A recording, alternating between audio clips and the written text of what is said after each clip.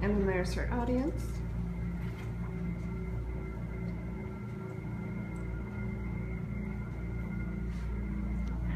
So hello classmates, thanks for joining me today.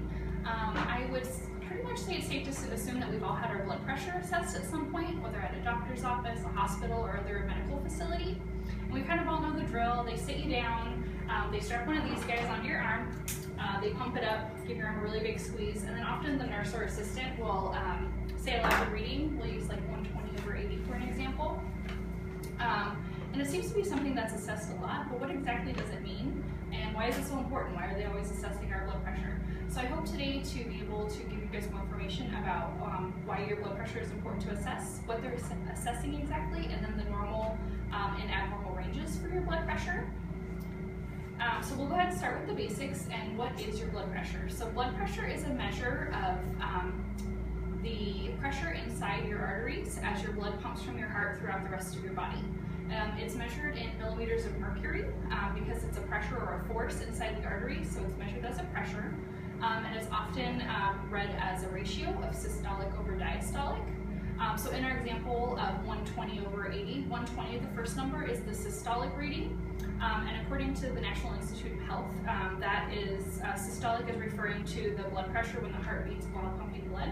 So as your heart contracts and forces the blood out to your body, that's the systolic reading. And then in our example of 120/80, the 80 is the diastolic measure. And that's measuring the pressure inside your arteries as your heart rests and refills with blood before it gets ready for the next big contraction. So now that we know what blood pressure is, we can talk about normal ranges. So I printed out this chart from the American Heart Association, and it's got the blood pressure ranges, and these are for adults. For children, infants, and adolescents, you're going to have different ranges. So a normal range for an adult is less than 120 systolic, and then it's going to be less than 80 diastolic. It does break it down into prehypertensive and then high blood pressure, stage 1 and stage 2, but I think the most important thing to note is if you're above 140 systolic or above 90 diastolic, you're considered to have high blood pressure or hypertension. And this also breaks it down further into a hypertensive crisis. So it is an emergency if your blood pressure goes above 180 systolic and 110 diastolic. And I did also note that the chart didn't have low blood pressure, which is also a concern. So hypotension, so that would be below 90 systolic and below 60 diastolic. So it can also be an indication of heart issues, endocrine disorders, and other medical concerns. So not that low blood pressure is not a problem, just high blood pressure is more prevalent in our country. And then one single abnormal blood pressure reading isn't cause for concern. Your blood pressure fluctuates throughout the day and different times in your life, whether you're pregnant or you have something going on medically, you're taking certain medications. So you need multiple abnormal readings to be diagnosed with hypertension or hypotension.